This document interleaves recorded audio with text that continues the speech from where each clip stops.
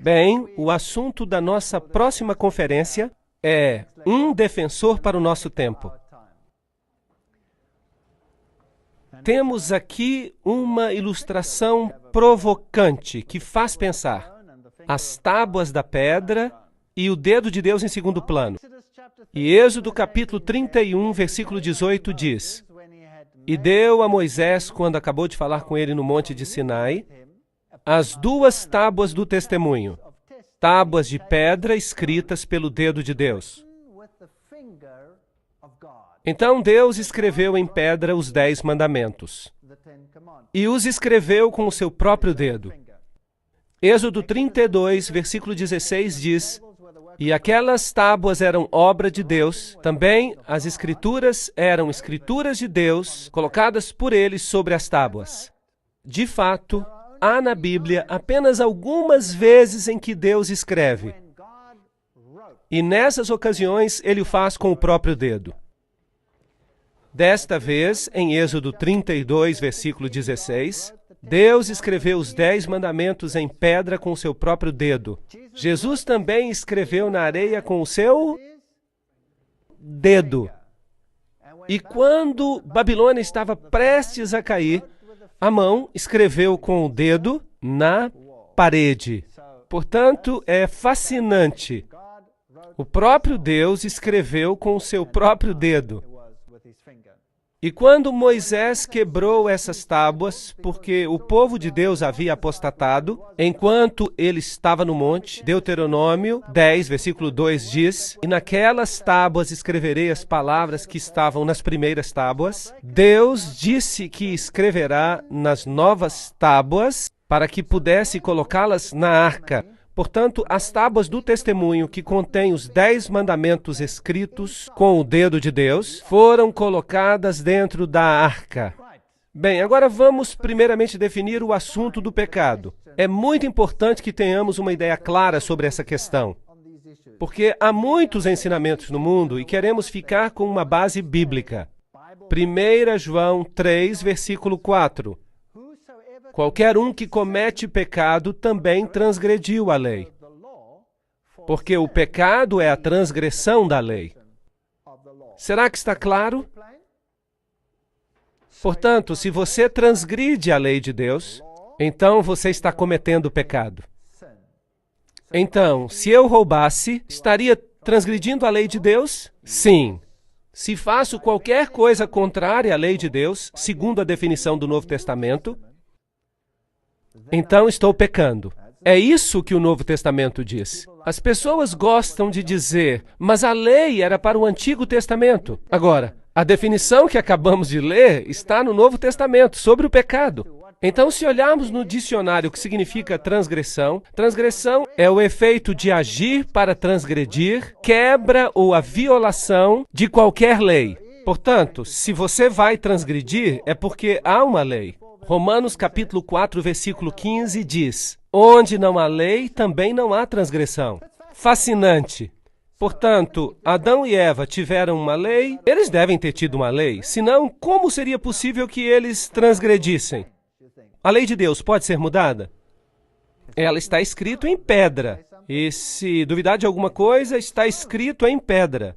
Agora, o homem pode alterar leis, mas a lei de Deus não muda. Na África do Sul, o país de onde eu venho, havia umas leis muito estranhas. Eram leis estranhas e foram alteradas. No passado, havia ali uma lei que se chamava ato de imoralidade. Se um homem branco estivesse na companhia de uma mulher negra ou vice-versa, era um problema. Então, você poderia ir para a prisão. Mas hoje, essa lei está anulada. Percebe? Você pode remover a lei ou remover o problema. Ou, se você quer, a lei permanece e você se torna um transgressor. Certo ou errado? Seja onde for, senão a lei não há transgressão. Romanos 6, verso 23 diz: o salário do pecado, que nós acabamos de definir na Bíblia como transgressão da lei. Então podemos ler: o salário de transgredir a lei de Deus é a morte. Portanto, esta é uma questão muito importante. Algumas pessoas dizem que não há mais lei, que não precisamos guardar a lei. Mas a Bíblia ensina claramente que se transgredirmos a lei de Deus, o salário então será a morte. Agora, o pecado nos separa de Deus. Vamos ler Isaías 59, versículo 2. As vossas iniquidades, ou seja, os vossos pecados, fazem separação entre vós e o vosso Deus. Isso é importante. Algumas pessoas gostam de colocar essa definição de cabeça para baixo. Eu prefiro manter a definição assim como está na Bíblia. O pecado é a transgressão da lei. E se você peca, isso provoca uma separação. Portanto, fomos separados de Deus por causa do pecado. Mas há um meio de resolver esse problema. E esse meio é Cristo. Romanos 6, 23 diz que o salário do pecado é a morte, mas o dom gratuito de Deus é a vida eterna. Portanto, há duas possibilidades. Adão e Eva pecaram, e o salário do pecado é a morte. Duas possibilidades. Ou eliminamos a lei, como no caso da África do Sul, havia uma lei, e era uma lei que não fazia sentido, e a lei foi anulada. Já não há mais lei, então já não há mais transgressão,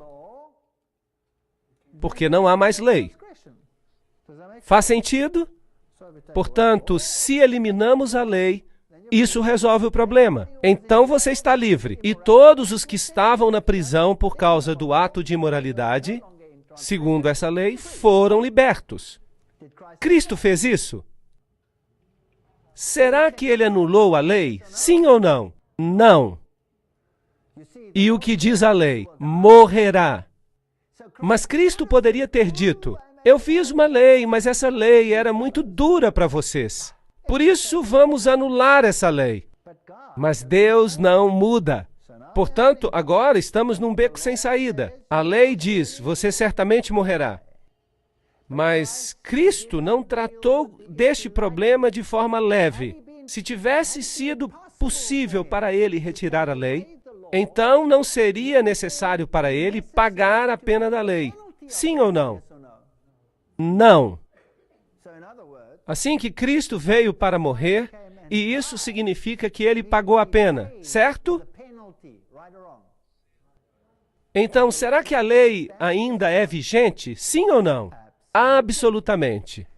Mas algumas pessoas gostam de dizer que a cruz anulou a lei. Mas eu gostaria de dizer que a cruz é justamente a garantia de que a lei está vigente. A cruz é a garantia de que a lei ainda está vigente. Porque se tivesse sido possível anular a lei, então não teria sido necessária a morte de Cristo. Faz sentido?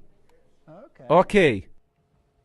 E porei inimizade, vocês se lembram do texto? Entre ti e a mulher, entre a tua semente e a sua semente, e esta te ferirá a cabeça e tu lhe ferirás o calcanhar. Haveria inimizade entre o diabo e Cristo, porque pela graça sois salvos mediante a fé, e isso não vem de vós, é dom de Deus. Não vem das obras para que ninguém se glorie. Estes textos são confusos? Não. Posso ser salvo guardando a lei? Não. Sou salvo por meio da graça. Cristo pagou a pena por mim. E ele morreu por mim, e por meio da graça sou salvo. Se eu aceito o seu dom de salvação, estou salvo pela graça. A lei não pode me salvar. A lei é apenas uma coisa escrita. A lei não é um meio para salvar. É apenas um meio de me dizer o que é certo e o que é errado.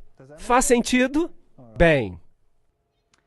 Porque o pecado não terá domínio sobre vós, porque não estáis debaixo da lei, mas debaixo da graça.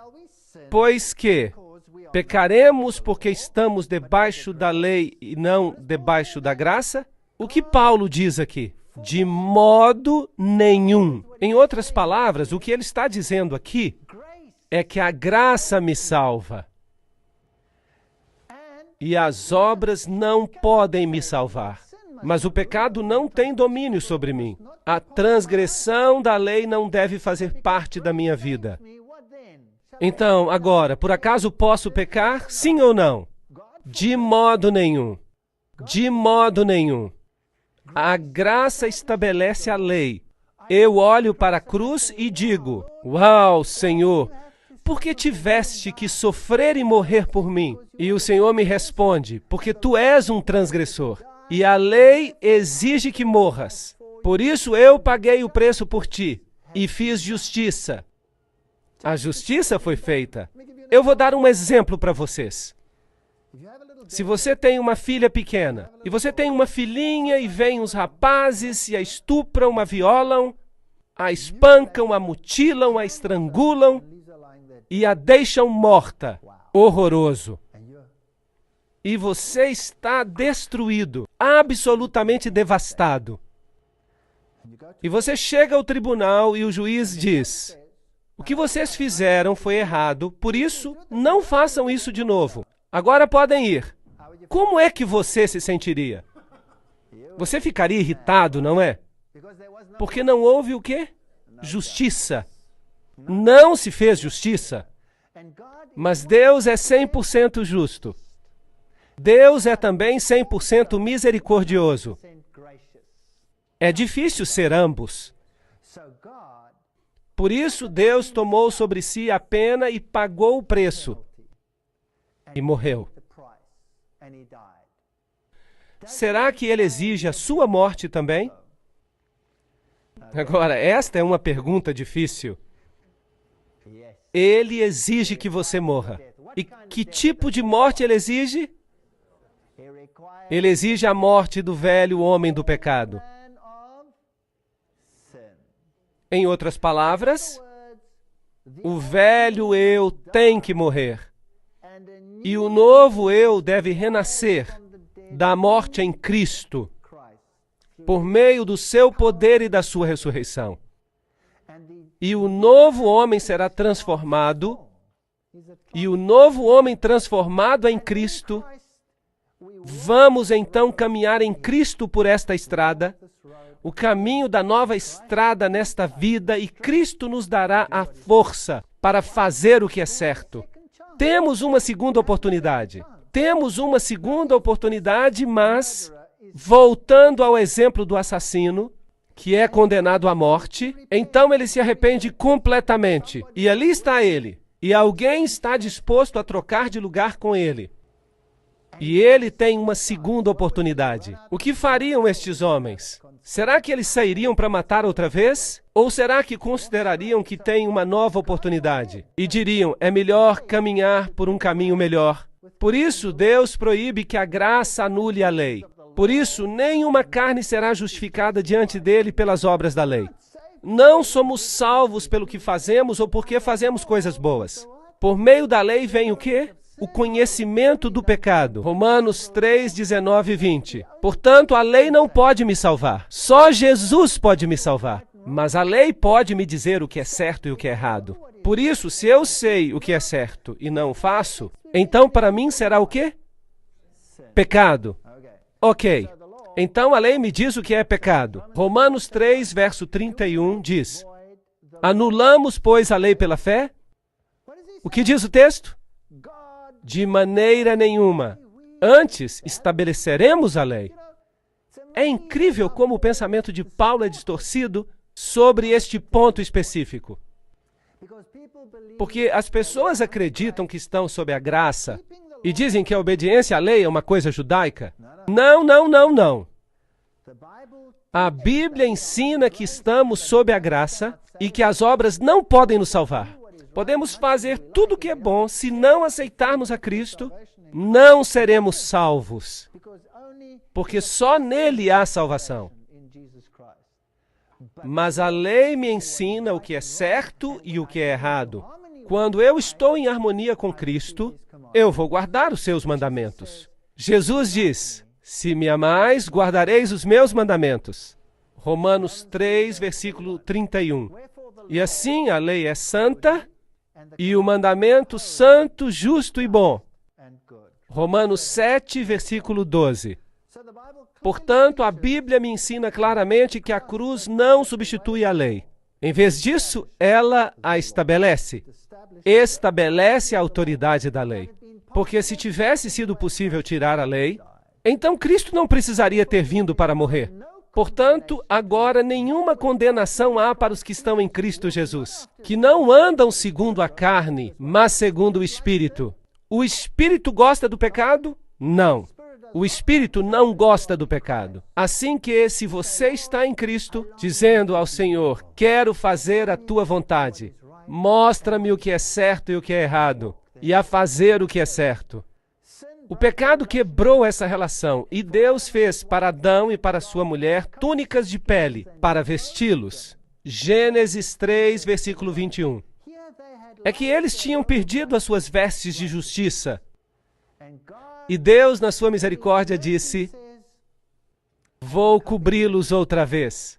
E Ele lhes dá a promessa do Messias, que os recobre de justiça. Assim, o primeiro símbolo da morte foi um animal que morreu. Certo ou errado? Sim, o animal morreu e se tornou um tipo de Cristo, que iria morrer por nós.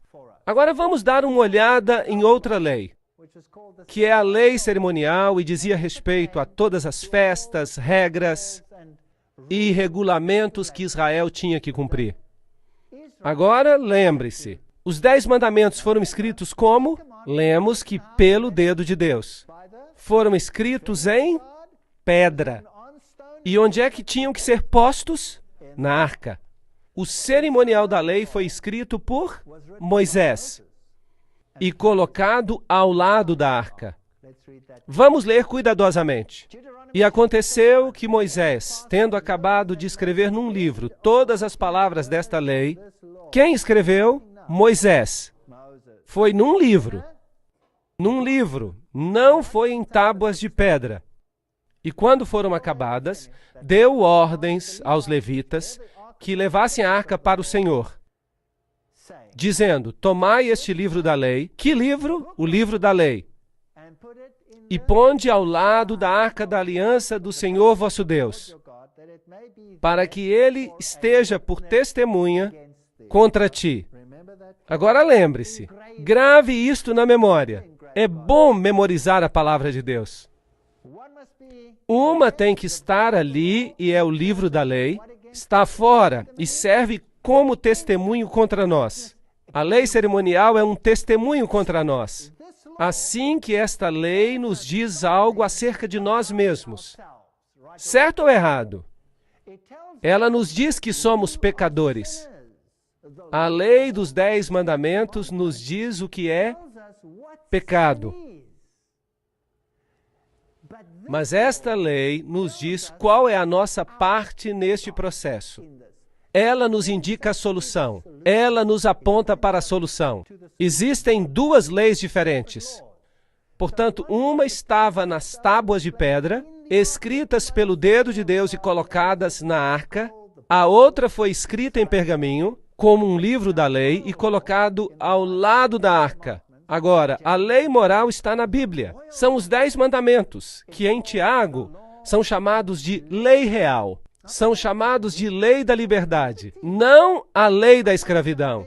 Vou lhes dizer algo. Se todo mundo neste planeta guardasse os 10 mandamentos, todos seríamos livres, certo? Você poderia sair de casa, entrar no seu carro, sem ter que fazer seguro, nem precisaria de chave, bastaria entrar no carro, pisar no acelerador, não precisaria olhar para a direita ou para a esquerda, por medo de alguém lhe golpear a cabeça. Você estaria livre se todos obedecessem à lei de Deus. Certo ou errado? Ok. Êxodo 31 diz, era a mesma escritura de Deus esculpida nas tábuas. Deuteronômio nos fala que foi posta dentro da arca. 1 João 3, versículos 4 a 8 e Romanos 4 dizem que a lei existia antes do pecado. Não foi por acaso que se diz, onde não há lei não há transgressão, porque Adão e Eva transgrediram. Portanto, deveria haver uma lei, certo? Romanos diz que o objetivo da lei é revelar o pecado, porque pela lei vem o conhecimento do pecado. Deuteronômio 5:22 e Salmo 19:7 e Romanos 7 e muitos outros textos dizem que a lei é completa, é perfeita, é santa, é justa. e boa. Isso é o que diz acerca da lei de Deus. E Salmo 111, versos 7 e 8, diz que permanecem para sempre os mandamentos. Vamos dar uma olhada na lei cerimonial. Ela é chamada de lei dos mandamentos que contém as ordenanças. Efésios 2:15, Hebreus 9:10. Foi escrita por Moisés e foi posta no livro da lei. Acabamos de ler isso. Foi colocada ao lado da arca e não na arca. E foi dada após o pecado. Gálatas 3:19. A lei foi acrescentada por causa da transgressão. Portanto, a transgressão requer que exista uma lei. Assim que outra lei foi acrescentada por causa da transgressão. Portanto, temos duas leis. Uma lei é cerimonial e a outra é moral. E o objetivo era revelar o remédio para o pecado. Levítico 6, 1, 6 e 7, João 7, 29, Mateus 27, 51. É temporária e caducará. Agora, temos que saber muito bem do que estamos tratando, de que lei estamos tratando. E precisamos entender os dois lados da questão, porque a Bíblia usa simplesmente a palavra lei para as duas. E você precisa descobrir a partir do texto se ele está falando acerca da lei cerimonial ou da lei moral. É difícil e você pode ficar muito confuso se você não conhece exatamente esta definição. Você tem que conhecê-la com exatidão, de modo que, assim como era, havia uma lei moral que estava dentro da arca e acima da arca havia uma cobertura de ouro que era chamada de propiciatório. É algo maravilhoso. Vamos estudar sobre isso daqui a pouco. E também o livro da lei escrito por Moisés com todas as leis cerimoniais e posto ao lado da arca. Existem 4 evangelhos escritos na Bíblia. São os evangelhos de Mateus, Marcos, Lucas e João. E as pessoas perguntam, por que as histórias se repetem? Qual é a vantagem disso? Pois bem, há muitas vantagens, porque cada um tem um ponto de vista diferente. Mateus fala sobre Cristo, o Rei. Marcos fala sobre Cristo, o servo. Lucas fala sobre Cristo, o homem. E João fala de Cristo, o divino. Portanto, aqui há vários aspectos da divindade. Agora, vamos dar uma olhada nos 5 livros de Moisés e vejamos. Gênesis é o livro das origens, a queda e a promessa da redenção. Assim que Cristo está aí. Êxodo, Cristo no santuário. E vamos tratar deste tema também. Ele é incrível, maravilhoso. Levítico, Cristo nosso sacrifício. O Cordeiro de Deus que tira o pecado do mundo. O Cordeiro representa quem? Representa a Cristo. Portanto, Levítico é Cristo, nosso sacrifício. Números é Cristo, o nosso guia. E Deuteronômio, Cristo, a nossa recompensa. Portanto, os 5 primeiros livros da Bíblia nos dão o plano da salvação, sob a forma de um esboço. Nos falam da lei, e a lei cerimonial nos fala sobre o remédio para o pecado. E já que a solução está em uma pessoa, todos esses textos falam apenas de um único indivíduo, e este é Jesus Cristo. Vejamos se podemos encontrar isso. Gênesis capítulo 26, versículo 5. Um texto fascinante. Porquanto Abraão obedeceu a minha voz e guardou o meu mandado e os meus preceitos e os meus estatutos e as minhas leis. Olhem! Há pessoas que dizem que os mandamentos foram apenas para os judeus e que foram dados no Sinai, nos 10 mandamentos em tábuas de pedra. Certo ou errado? Bem, então que leis, estatutos e preceitos guardou Abraão então? Isso era antes dos judeus? Evidentemente, ele obedeceu aos mandamentos de Deus. Então, os mandamentos já existiam neste tempo. Estavam desde o princípio. Mas como os homens não são muito bons de memória, eles foram dados em pedra novamente para a posteridade.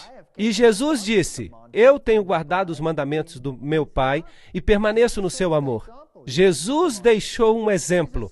Ele obedeceu aos mandamentos. Jesus diz, não cuideis que vim destruir as leis. Ele se refere aqui ao Pentateuco, os 5 primeiros livros de Moisés, os livros que continham as leis dos 10 mandamentos. Assim que nem um jota, nem um tio seriam omitidos. E isso inclui os 10 mandamentos. E os profetas, tudo isso que foi dito pelos profetas. Não vim destruir, mas cumprir. Porque em verdade vos digo que até que o céu e a terra passem, nem um jota nem um tio se omitirão da lei, sem que tudo seja cumprido. Assim que, se você olhar para Jesus, você vai ver que ele não veio mudar nada. Ele veio cumprir. Aqui está o cumprimento da lei cerimonial, e ele é a solução para o pecado. E ele veio porque a lei dos 10 mandamentos havia condenado a todos os homens à morte. Mas ele veio para fazer justiça e pagar o preço. Portanto, na cruz, a justiça e a misericórdia se encontraram. Incrível! Jesus diz, é mais fácil passar o céu e a terra do que cair um tio da lei. Lucas 16, verso 17. Você percebe que a lei permanece? Sim ou não? Ok. Já esclarecemos isso. 1 João 5, verso 3. Este é o amor de Deus, que guardemos os seus mandamentos. E os seus mandamentos não são pesados. Agora as pessoas dizem, eu não posso guardar a lei de Deus, isso é impossível. Eu tenho ouvido pastores dizendo a mesma coisa. Pastores que dizem que é impossível guardar os mandamentos de Deus e que não temos que guardar os mandamentos de Deus. E eles dizem, de fato, que os mandamentos de Deus foram abolidos. E eu respondo, pastor, me empresta a sua esposa hoje à noite? E ele me responde, o quê? O que você quer dizer? Bem, eu digo, se não existe mandamento nenhum que diga não adulterarás... Não foi isso que eu quis dizer. Então, o que você quer dizer? Como você explica isso? E eu pergunto, se eu mato a sua filha, está tudo bem? Não, é isso que eu queria dizer. Então não se deve matar. E nós poderíamos citar todos os mandamentos. Você quer ou não que guardemos a lei? Isso não é estranho? Ou não há mandamentos? O Senhor diz que os seus mandamentos não são pesados. E vindo a ser perfeito, se tornou o autor da eterna salvação para todos. O quê? Todos quem? Todos os que obedecem. Hebreus 5:9. Obediência. Se você tem o evangelho sem obediência, você tem o evangelho pela metade. Então você está em pé sobre uma perna só e vai cair. Agora, vejamos isto. Mateus 4:10, Apocalipse 19:10. Ao Senhor teu Deus adorarás e só a Ele servirás. Confirmem por vocês mesmos. Eu não estou citando o Antigo Testamento. Aqui, 1 João 5:21, Atos 17:19. Filhinhos, guardai-vos dos ídolos. Amém. Este é o segundo mandamento. 1 Timóteo 6:1. Que o nome de Deus e a doutrina não sejam blasfemados. Se você olhar com atenção, Marcos 2:27 e 28, Hebreus 4:4. O sábado foi feito por causa do homem e não o homem por causa do sábado. Portanto, o filho do homem até do sábado é o Senhor. Aqui, honra teu pai e tua mãe. Mateus 19:19. Não matarás. Romanos 3:9. Não cometerás adultério. Mateus 19:18. Não fornicarás. Não dirás falso testemunho. Não cobiçarás. Romanos 7:27. No Novo Testamento, há lei ou não há? Sim, ela permanece. Absolutamente. Não toque na lei de Deus. Foi necessário que Deus morresse, porque essa lei ainda vigora. Gálatas 3:19. Logo, para que a lei? Foi ordenada por causa das transgressões até que viesse a semente a quem a promessa tinha sido feita. Qual foi a semente? Quem é? Acabamos de falar acerca disso. Jesus. E houve uma lei que foi acrescentada por causa da transgressão. Agora pensem, senhoras e senhores. Transgressão requer que haja uma lei, certo? Portanto, vamos ler um pouco de forma diferente. Digamos, houve uma lei que foi acrescentada porque outra lei foi transgredida. Será que isso é o que diz? Então, que lei foi transgredida? Os 10 mandamentos. Que lei foi acrescentada por causa da transgressão? A lei cerimonial. Ahá! Foi acrescentada uma lei por causa do problema que foi criado por causa da transgressão da outra lei. Simples, não é? Então tínhamos a lei desde o princípio. Desde que o seu nome era Caim, ele disse, eu não vou obedecer. Vou trazer as obras das minhas próprias mãos. Há muitas pessoas que dizem isso. Sabiam disso? Incrível! E Abel disse, o Senhor disse para trazer um cordeiro, porque o cordeiro representa o Messias que virá, que morrerá em meu lugar e derramará o seu sangue. E eu confio nos méritos do sangue do cordeiro. Ele foi salvo pela graça ou pelas obras? Já existia no Antigo Testamento graça? Sim ou não? Então, como é que uma pessoa era salva no Antigo Testamento? Por guardar a lei ou pela graça? Então, alguma coisa mudou? Não. Eu sou o Senhor e não mudo, diz o Senhor. Eu sou o Senhor e não mudo. Vejamos a cerimônia que foi promulgada. E aqui está o santuário que teve que ser reconstruído de acordo com orientações específicas. Havia uma parede branca de linho branco ao redor. Havia uma entrada que era chamada de porta, e quando você entrava por ali, havia um altar de sacrifícios. E se você avançasse mais, encontraria uma pia de metal. E se você entrasse no primeiro aposento, o primeiro tabernáculo, havia um castiçal. E do outro lado havia uma mesa de pães, e no meio havia um altar de incenso. E se você passasse ao segundo aposento, atrás deste, havia os 10 mandamentos na arca, coberta por 2 querubins. Isso é o que havia. Êxodo 25, 8. E me farão um santuário e habitarei no meio deles. Era um símbolo de que Cristo morava entre o seu povo. Como Moisés foi divinamente avisado quando estava para acabar o tabernáculo, foi-lhe dito: faze tudo conforme o modelo que no monte te foi mostrado. Hebreus 8, verso 5. Tudo de acordo com o modelo. Nem um jota, nem um tio. Não mude nada. Deve ser exato. Deus é muito exato. E por isso ele lhe disse exatamente como construí-lo. Cada pequeno detalhe é importante. Mas ninguém se importa em ler esses detalhes. E dizem que aquilo era para o Antigo Testamento. Mas o Antigo Testamento foi escrito para nossa exortação, diz Paulo. Assim, é melhor a gente ter certeza que estamos lendo. Bem, todos esses detalhes, o Senhor diz que são uma cópia do tabernáculo de um templo que existe no céu. E ele diz: a quem vencer, eu farei coluna do templo do meu Deus.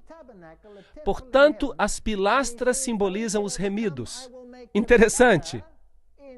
Havia dinheiro que precisava ser pago para a construção e todos tiveram que contribuir com um preço. E todos tiveram que contribuir com um preço de redenção. E era o mesmo preço para os pobres e para os ricos. E assim que, se me lembro bem, era 1/4 de shekel de prata. E todos tiveram que pagar isso. E Jesus enviou os seus discípulos para buscar o dinheiro da redenção da boca de um peixe. Lembram-se disso?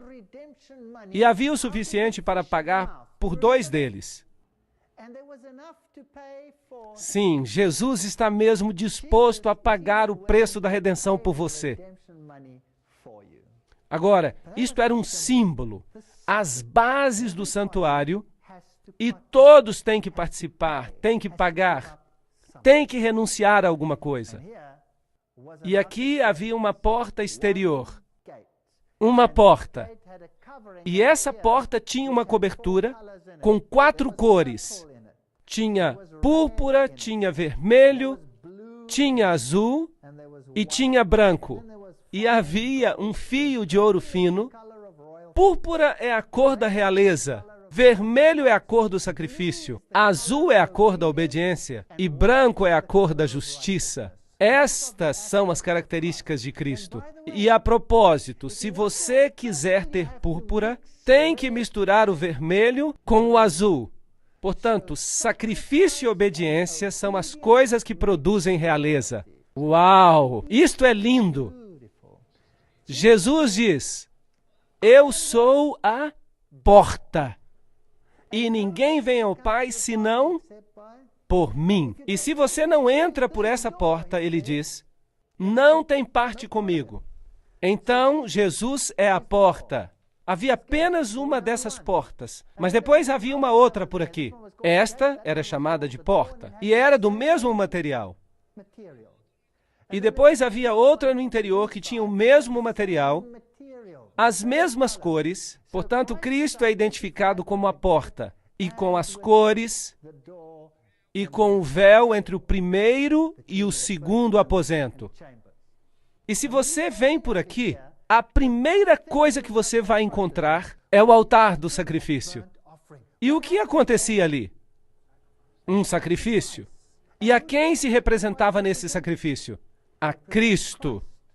Então, o linho branco em volta é a justiça de Cristo. Quando você passa pela porta, em outras palavras, quando você aceita a salvação por meio de Jesus Cristo, é envolvido pela justiça de Cristo. Isso é lindo. É isso que se chama justificação. Você se encontra diante do altar de sacrifício e há um cordeiro e você é testemunha do sacrifício do Filho de Deus em símbolo para tirar os seus pecados. Hebreus 9:24 diz que Cristo não entrou no santuário feito por mãos humanas, figura do verdadeiro, porém no céu mesmo, para agora comparecer por nós diante da face de Deus. Portanto, o santuário terrestre era uma cópia do santuário celestial, onde Cristo é o nosso sumo sacerdote. Hebreus 9, verso 8 diz: o caminho do santuário não estava descoberto enquanto se conservava em pé o primeiro tabernáculo. O ministério de Jesus no céu só podia começar depois que o seu ministério na terra fosse concluído.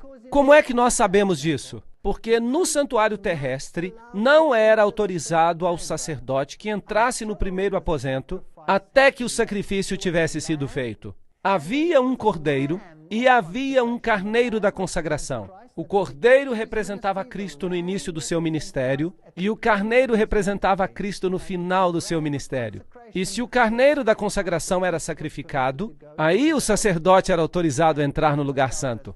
E a Bíblia nos diz que Cristo não entrou com sangue de cordeiros ou carneiros, mas com o seu próprio sangue.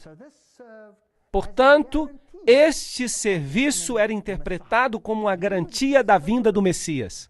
É um simbolismo lindo. Símbolos que servem de exemplo e sombras das coisas celestiais, como Moisés foi avisado divinamente. Hebreus 8:5.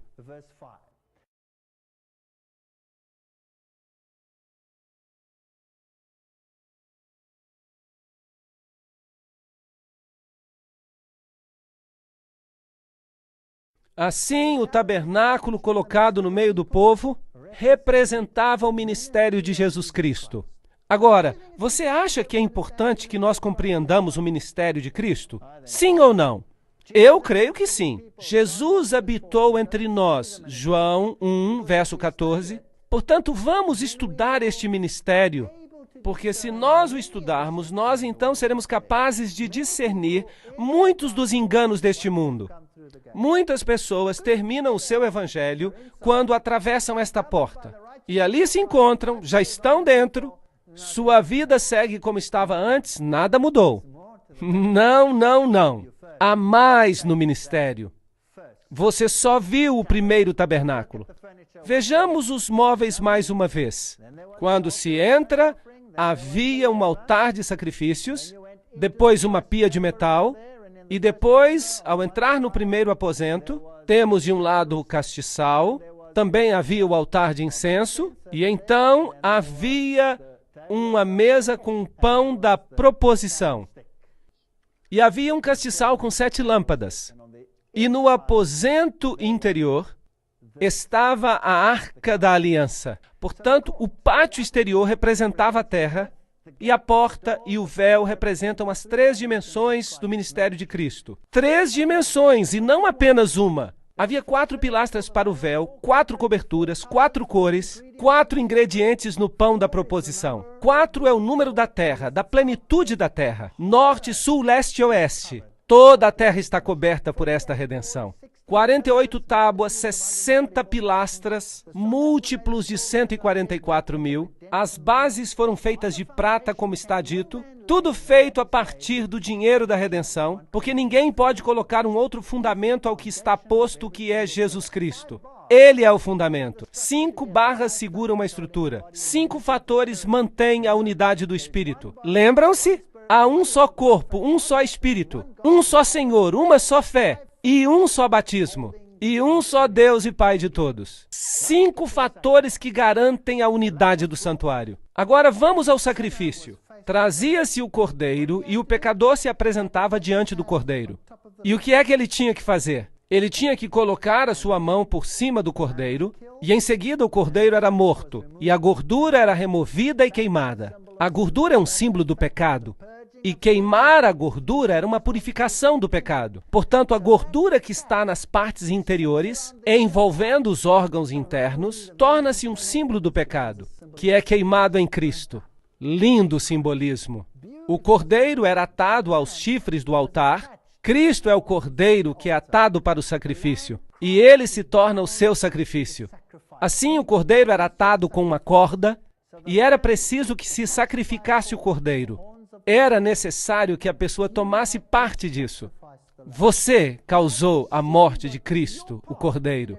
O sumo sacerdote tomava o sangue, e o sumo sacerdote, em certo sentido, levava o sangue do Cordeiro que purifica dos pecados, e o próprio sumo sacerdote, que era também um símbolo de Cristo. Claro que nesse sistema, o sumo sacerdote e o Cordeiro são, na realidade, um mesmo símbolo. Mas, naturalmente, o cordeiro acaba morto depois do processo. Então, o sumo sacerdote representa Cristo. Em certo sentido, o Cristo ressuscitado. Levítico 4, 27 a 31 diz que se alguma pessoa do povo desta terra pecar por ignorância, atentando contra algum dos mandamentos do Senhor, então trará como sua oferta uma cabra sem defeito, pelo pecado que cometeu, e lhe porá a mão sobre a cabeça, para se tornar uma oferta de expiação pelo pecado, e a oferecerá no lugar do holocausto. E o sacerdote faria expiação por essa pessoa, como Cristo faz expiação por nós. Então, o sacerdote é um símbolo. Então, o pecado era perdoado. Há um plano para nos livrar do pecado. Assim, é preciso pôr as mãos sobre o cordeiro. Vamos ler o que diz a Enciclopédia Judaica sobre o assunto. Diz: a colocação das mãos sobre a cabeça da vítima é um rito ordinário pelo qual a substituição e a transferência dos pecados são realizadas. Em cada sacrifício há a ideia de substituição. A vítima toma o lugar do homem pecador. Agora eu tenho uma pergunta. O evangelho também lhes foi pregado? Sim ou não? Não lhes foi pregado como é pregado a nós. Foi pregado com símbolos. Se tivessem estudado a cerimônia, eles teriam percebido o ministério de Cristo através dela, mas começaram a usar a cerimônia como um ritual. E quando se ritualiza algo, então perde-se o verdadeiro significado.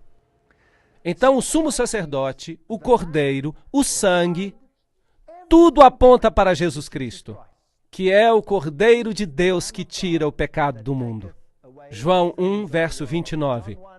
Ei-lo, olhem para ele. Aí está a tipologia. É fascinante. Quando Abraão teve que sacrificar a Isaque, e ele tinha que fazê-lo no Monte Moriá, o mesmo monte onde depois o templo foi construído. E o templo representa o santuário, o ministério de Cristo. Quando se escavava o Monte Moriá, percebeu-se que Salomão criara uma pedreira de onde se tiravam blocos de pedra. E isso criou um vale entre as duas colinas. E uma colina foi chamada de Gólgota. É fascinante que o Monte Moriá era uma colina e que Jesus morreu no Monte Moriá. Uau! Ele morreu no mesmo monte, simbolizando a morte do Cordeiro. Meus filhinhos, estas coisas vos escrevo para que não pequeis. Mas se alguém pecar, temos um advogado junto ao Pai, Jesus Cristo justo. Portanto, Cristo morreu, e agora que ele morreu, ele ressuscitou e se tornou um advogado para nós. Então, o trabalho de Cristo terminou na cruz, ou Jesus continua fazendo algo? Ele ainda está fazendo o seu trabalho. Sim, o preço do pecado foi pago plenamente, mas a obra de Cristo não está terminada ainda. Cristo é ainda o advogado, nós podemos encontrar salvação nele. Mas ele foi ferido por causa das nossas transgressões, moído pelas nossas iniquidades. O castigo que nos traz a paz estava sobre ele, e pelas suas pisaduras fomos sarados. Se confessarmos os nossos pecados, ele é fiel e justo para nos perdoar Devemos confessar a Ele? Sim ou não? Absolutamente. Vocês sabiam que há pregadores que dizem que não há nada mais malvado que possamos fazer do que falar sobre a natureza pecaminosa do homem? Se não falarmos do pecado, então não precisamos de uma solução. Poderíamos seguir sem Cristo, certo ou errado? Ok, todos estes símbolos representam um sumo sacerdote. Agora, aqui está a pia de metal. A pia de metal vinha logo após o sacrifício. Muitos sistemas religiosos vêm e querem aceitar a justiça de Cristo, vêm até a porta, aceitam o sacrifício expiatório na cruz, mas depois dizem: muito obrigado, agora estou salvo. Mas ainda falta lavar-se, sim ou não? A limpeza pelo renascimento, uma mudança deve ocorrer no caráter. Algo tem que acontecer. De modo que a pia de metal representa a lavagem por água. Ali está, e você se lavava na pia de metal, o sacerdote fazia isso como um símbolo, porque um tabernáculo estava preparado, o primeiro, em que havia o candelabro e a mesa e os pães da proposição. Isso se chama santuário. E o sumo sacerdote entrava nele diariamente. Mas não sem sangue. Agora, isto é o que acontecia. Imagine isto. O pecador traz o cordeiro é abatido, as entranhas são queimadas, e o que sobra do cordeiro é finalmente queimado fora da cidade. E isso simboliza que Jesus ia morrer fora, que ele seria morto e eliminado fora da cidade. Então, o sumo sacerdote cozinharia uma porção, uma pequena porção como parte cerimonial, mas os críticos nos dizem que era do tamanho de uma ervilha, e ele tinha que comer. E simbolicamente, os pecados confessados ao cordeiro eram transferidos para o sumo sacerdote. Agora, ele simbolicamente levava os seus pecados como Cristo leva os nossos pecados. Agora, o sumo sacerdote fazia um sacrifício por si mesmo. Além de todos os pecados confessados que ele tomava sobre si próprio, ele levava aquele sangue e o levava para o santuário diariamente. E o colocava nas pontas do altar. Assim, um símbolo. Em símbolo, os nossos pecados foram removidos e colocados no registro do santuário. E a luz continuava queimando. A luz representa Jesus, a luz do mundo. Esta é uma representação da Arca de Tito, quando ele levou os móveis após a destruição de Jerusalém. E todas estas coisas foram levadas. Onde elas estão hoje? Deveríamos perguntar. Jesus diz, em João 8, versículo 12, eu sou a luz do mundo. Quem me segue não andará em trevas, mas terá a luz da vida. O óleo que estava na lâmpada é um símbolo do Espírito Santo, que difundiria a vida. E, através do Espírito Santo, a fumaça, o fumo do incenso subia com as orações dos santos, desde a mão do anjo até a presença de Deus. E isso tinha tudo que ver com Jesus. Portanto, o sacerdote queimava este incenso, e isso representava as nossas orações subindo a Deus e sendo aceitas por Deus, através de Jesus Cristo. Em seguida, havia um sangue que era transferido, ao se transferir o registro dos pecados para o santuário. Eu sou o pão da vida que desceu dos céus. Se alguém comer deste pão, viverá para sempre. E o pão que eu dou é a minha carne, que eu darei pela vida do mundo. Esta era a mesa dos pães. Pão sem fermentos, sem pecado. Agora, em outras palavras, se você entrava, estava coberto pela justiça de Cristo. Se aceitava o seu sacrifício, o sacrifício de Cristo, deveria ser lavado e renascer, e em seguida, o que você deveria fazer? Tornar-se partícipe da luz através do Espírito Santo. Jesus é a luz do mundo. A minha palavra, a tua palavra é o que ilumina os meus pés. É uma luz para o meu caminho. E se você não participar do corpo de Cristo, então Cristo não faz parte de você. Então você não tem parte com Ele. E você tem que falar com Deus através de Cristo. Portanto, Cristo se torna o seu amigo pessoal. Você come, dorme, bebe e anda com Ele. E isso se chama santificação. E a Bíblia diz que sem santificação não veremos a Deus. Não é suficiente dizer estou santificado, se você não quer saber nada do resto.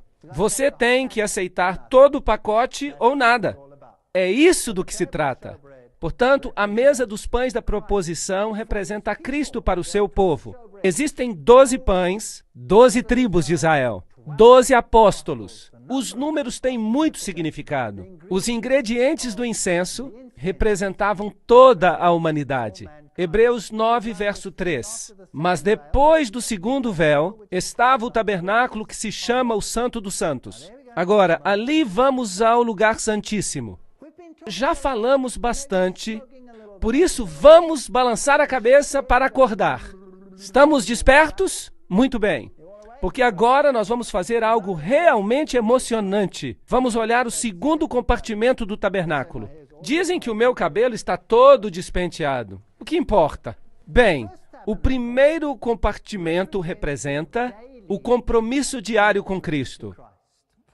A participação com a palavra, a participação na vida, a vivência de uma vida em Cristo. Mas ele também contém o registro de todos os nossos pecados confessados. Está claro para todos?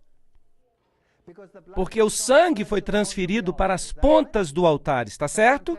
Portanto, contém o registro de todos os pecados. Eu quero lhes dar boas notícias. Vocês são felizes se o registro dos seus pecados for transferido e registrado no santuário. Vocês são benditos. Essas não são más notícias, são boas notícias. Porque os pecados registrados ali estão perdoados. Vocês sabiam disso? Todos os pecados que você confessou e foram transferidos para o Cordeiro e para o sumo sacerdote foram registrados no céu, são os seus pecados confessados. Então, um dia, quando o registro do céu estiver a ponto de ser expurgado e limpo de todo pecado, abrirão os livros e dirão: aqui estão os registros dos pecados de Walter Weiff. E haverá uma lista tão longa que ela se estenderá 1000 vezes ao redor do mundo.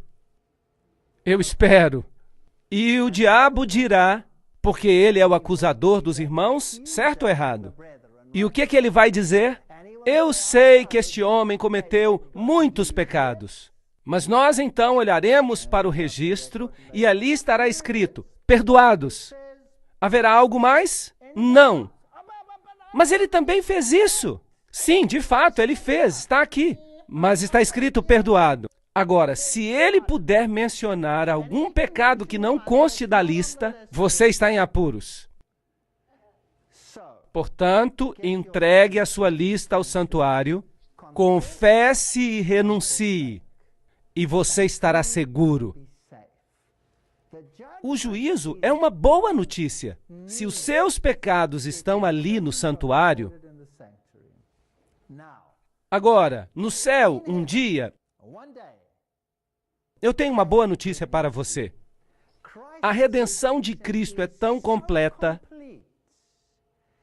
Você vai comparecer diante de Deus, e não apenas como pecador perdoado, mas como um indivíduo que nunca tivesse pecado. A que distância Deus vai lançar os seus pecados? Tão longe quanto é o leste do oeste. Isto é, infinitamente longe. Não há como eles voltarem para você. Comparecerá diante de Deus como se nunca tivesse pecado. E terá um direito perfeito ao céu, se o registro dos pecados estiver ali gravado. É a coisa mais linda do mundo, é a doutrina mais linda do mundo. Não há nada a temer se nós tivermos confessado os nossos pecados e os tivermos abandonado. Lembram-se de Maria Madalena? Lembram-se dela? Ela foi acusada, mas Jesus lhe disse: nem eu te condeno, certo? Isto é a graça. Isto se chama graça. E então, o que ele disse? Vai e não peques mais. O que é isto? Ele a colocou debaixo da lei. Portanto, a lei e a graça vão juntas. Então, agora o registro do pecado está ali, mas uma vez por ano o registro dos pecados era limpo. Uma situação bem mais séria. Ele tinha sinos ao redor dele. Romãs e sinos. Romãs e sinos, romãs e sinos. E os sinos soavam e lhe amarravam uma corda à perna. Porque se ele entrasse na presença do Deus Santo com pecados, ele morreria instantaneamente. E teriam que puxá-lo para fora do véu morto. Isso é uma coisa muito séria. De modo que era uma situação muito grave. O sacerdote fazia plena confissão dos seus pecados e se assegurava que todos os seus pecados tinham sido expiados. E em seguida entrava na presença do Deus Santo. Estava na presença, no lugar santíssimo. E havia ali os 10 mandamentos e as tábuas de pedra, os 2 anjos e a glória do Shekinah, que aparecia por cima dos 10 mandamentos, que contém a lei de Deus que condena o pecador à morte, se ele é um transgressor. E havia uma cobertura de ouro fino, o propiciatório, que representava a misericórdia de Cristo, cobrindo-nos da condenação da lei. Fascinante! Esta cobertura era de ouro, 1 côvado e meio de altura. E as grades onde o sacrifício era queimado fora do altar eram também de 1 côvado e meio de altura. Pequenos detalhes como este só me deixam impressionado. Em outras palavras, a justiça de Deus é tão elevada quanto a sua misericórdia. Incrível! Aqui ele entrava e aspergia o sangue especial no véu, que continha, evidentemente, os 10 mandamentos.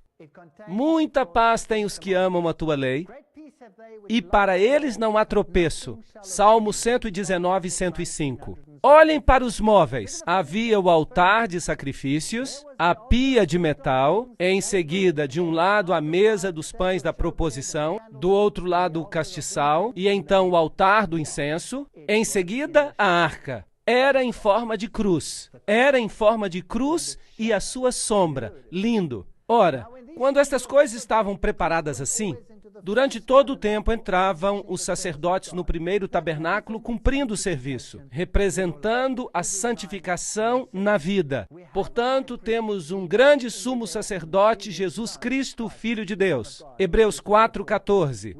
Temos este privilégio hoje? Temos um sumo sacerdote assim, que está sentado à destra do trono, ministro do tabernáculo, do verdadeiro santuário, que Deus fundou e não o homem.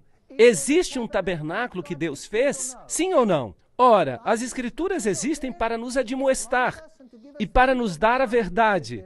A Bíblia diz que há um santuário. E por isso eu creio que existe um santuário. Mas vindo Cristo por seu próprio sangue, entrou uma vez no santuário, vendo executado uma vez uma eterna redenção. Hebreus 9, 11 e 12.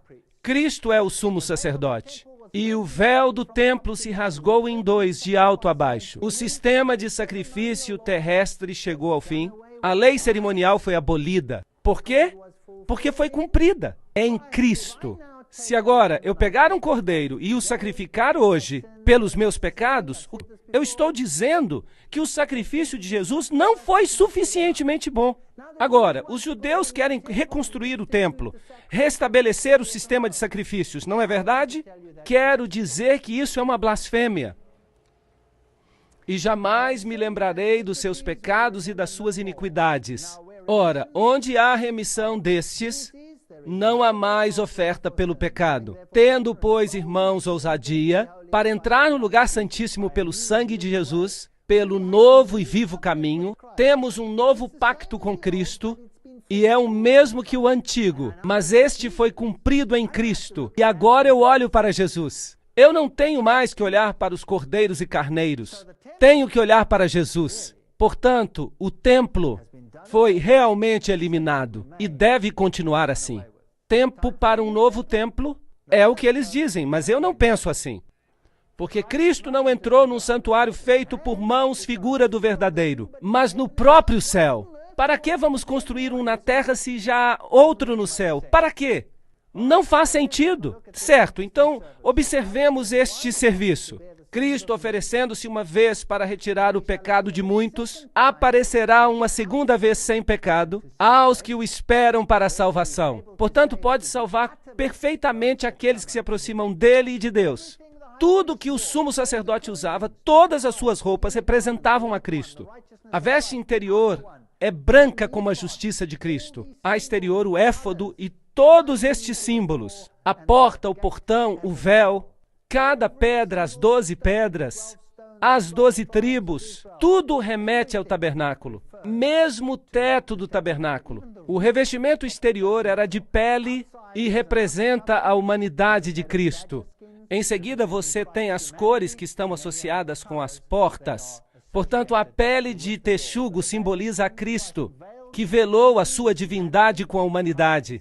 Cristo Salvador, peles de carneiro, tingidas de vermelho, Cristo no seu sacrifício, a cobertura de pelos de cabra, a justiça de Cristo e no interior um revestimento real, azul, escarlate e púrpura. Cristo Salvador exaltado, isto é fascinante.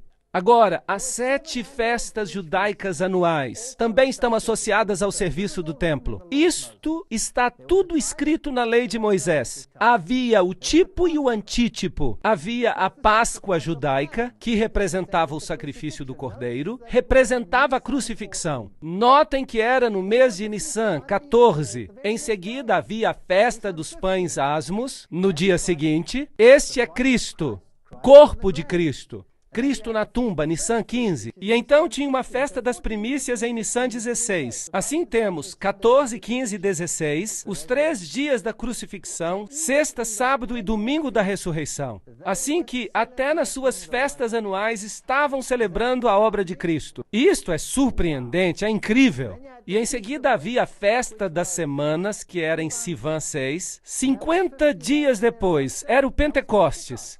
E esse celebrava a doação da lei, as ferramentas da justiça, como é correto em termos de sua obediência. A graça provém de Deus, e agora estavam totalmente equipados, ao mesmo tempo em que foram enviados a pregar Cristo, a solução para o problema do pecado. A lei define o pecado, o problema do pecado, e Cristo é a solução para o problema do pecado. Portanto, o custo da redenção é Cristo. Portanto, as 5 trombetas, a festa das trombetas, em Tisri, era o prenúncio do juízo e do movimento adventista, o dia da expiação, o juízo do pré-advento, Tisri 10, e em seguida a festa dos tabernáculos e o regresso para casa. E agora vejam isto, o dia da expiação e a colheita da redenção viria depois. Portanto, a purificação do santuário terrestre, isto é uma ideia magnífica do dia do juízo. Isto é o que representava. Portanto, soavam as trombetas, tan, taran, tan, e traziam 2 caprinos. E um era chamado bode do Senhor, e o outro era Azazel. E era o bode emissário, que seria solto no deserto. Azazel significa o mal, Lúcifer. Então eles lançavam sortes, e o bode emissário era conduzido para o deserto, e não era sacrificado, ele não morria. Ele era apenas levado para o deserto, mas o bode do Senhor era sacrificado. Então, ao som de trombetas, este símbolo do juízo, Apocalipse 14, 6 e 7 e Joel 2, 1, o bode do Senhor era sacrificado e o sumo sacerdote entrava com esse sangue para o lugar santíssimo. Lembram-se dos sinos e das cordas amarradas aos seus pés? Hebreus diz, mas no segundo aposento, o lugar santíssimo, só o sumo sacerdote, uma vez por ano, entrava, não sem sangue. Levítico 16, 19. E daquele sangue aspergirá sobre o altar com o seu dedo 7 vezes e o purificará. Portanto, isto purificava o santuário das imundícias dos filhos de Israel e o santificava. Lembram-se que todos os pecados estavam registrados ali. Todas estas coisas do santuário precisavam ser limpas. Assim farás a expiação pelo santuário por causa das imundícias dos filhos de Israel e das suas transgressões e de todos os seus pecados, e assim farás para a tenda da congregação, que reside com eles no meio das suas imundícies. Portanto, todas as coisas tinham que ser limpas a partir do registro do pecado. Portanto, o sumo sacerdote tomava todos os pecados que tinham sido confessados no final daquele ano e saía e colocava suas mãos sobre o bode emissário e pressionava suas mãos sobre ele e transferia o registro dos pecados Quem te fez pecar? Quem te fez pecar?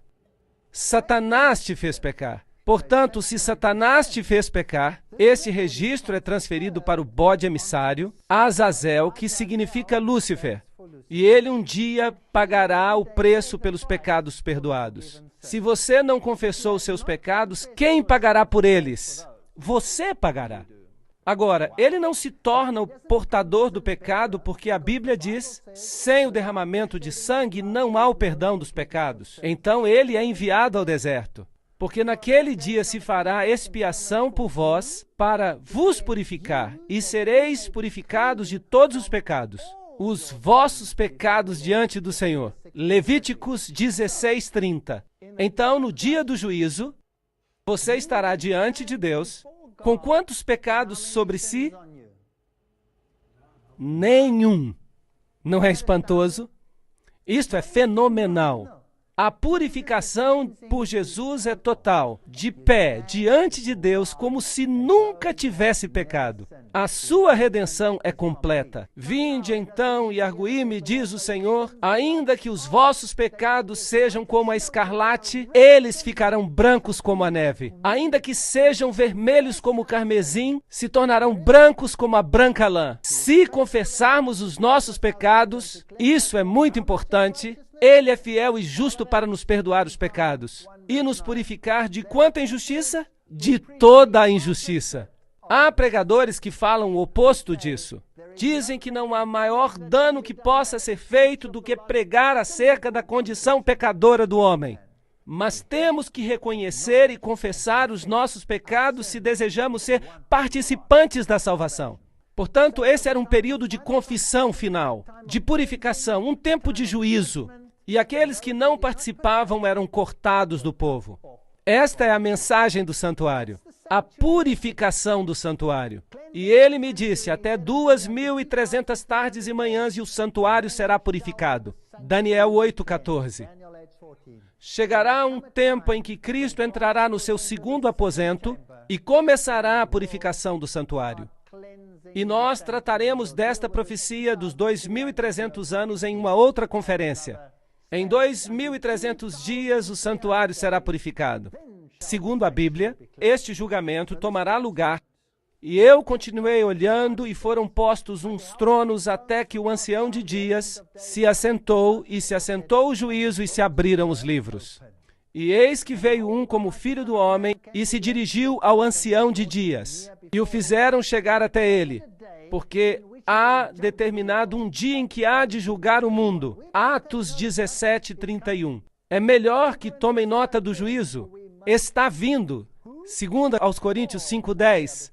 Porque todos precisaremos comparecer diante do tribunal de Cristo, para que cada um receba segundo o que tiver feito por meio do corpo, ou bem ou mal. Portanto, onde você gostaria que os seus pecados estivessem? Na sua cabeça ou nos registros do santuário? Ei, é melhor tê-los no registro do santuário. O Senhor julgará o seu povo. Há uma lista, e se essa lista for bem longa, bom, é bom para você.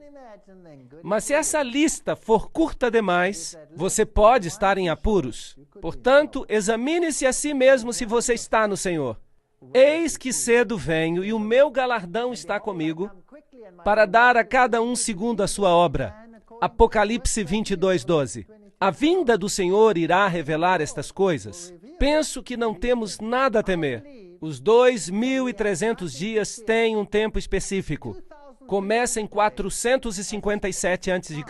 e se temos 2.300 dias ou anos, chega até 1844. É um tempo interessante. É um tempo muito interessante. Foi nesta época que o Manifesto Comunista foi escrito, esta época em que foi divulgada a teoria da evolução ao mundo, precisamente em 1844. Foi esta época em que houve um grande choque entre o Messias e o não Messias. A música do mundo foi escrita sobre a criação.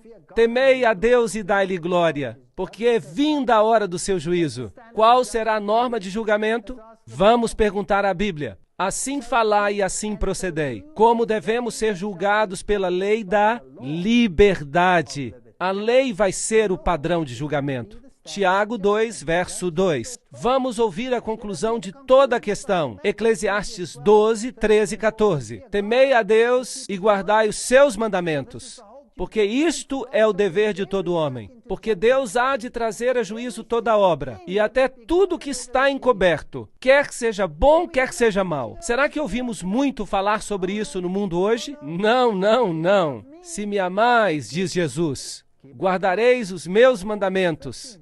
Amados, se o nosso coração não nos condena, temos confiança para com Deus, e qualquer coisa que dele pedirmos, dele receberemos, porque guardamos os seus mandamentos e fazemos o que é agradável à sua vista. 1 João 3, 21 e 22. É tão simples assim. Peça perdão a Deus, e o seu registro de pecado confessado será feito no céu. Vai e não peques mais. Come o pão da vida. Bebe da água da vida. Toma a luz do mundo, a luz viva. Come e bebe da tua religião. Não é bom ter uma religião pela metade. E então, quando Cristo voltar, estarás limpo de toda a tua injustiça. Tudo isto.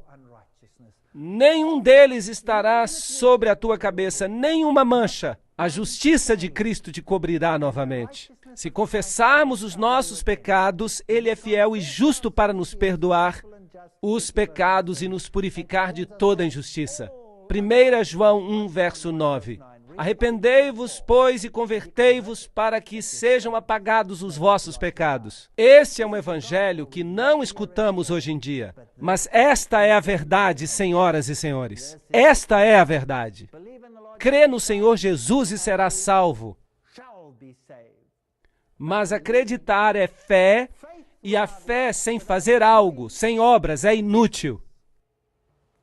Quem é injusto, faça injustiça ainda. E quem está sujo, suje-se ainda. E quem é justo, faça justiça ainda. E quem é santo, seja santificado ainda. Apocalipse 22, 11. Muito em breve esse decreto vai sair, e a porta da graça fechará. E se você estiver no lugar imundo, será tarde demais. Você permanecerá imundo. Se você estiver do lado justo, permanecerá justo. E muito em breve o Senhor virá. O Senhor não retarda a sua promessa. Ele é longânimo para conosco, não querendo que ninguém se perca, mas que todos cheguem ao arrependimento.